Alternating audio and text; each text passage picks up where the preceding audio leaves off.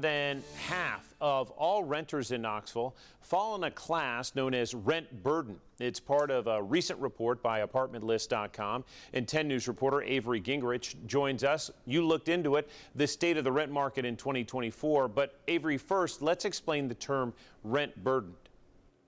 Being rent burdened means a household spends at least 30% of its income on rent. A growing number of Knoxville neighbors are experiencing that and more. These new apartments on South Concord Street are intended for UT students. They're also an example of the growing need for housing across Knoxville.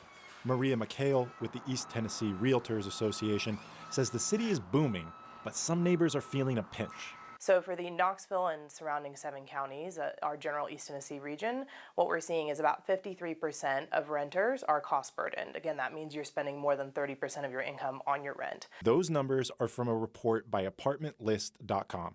Its November 2024 report says the highest percentage of renters since 2009 were cost burdened in 2023. Half of those neighbors were severely rent burdened.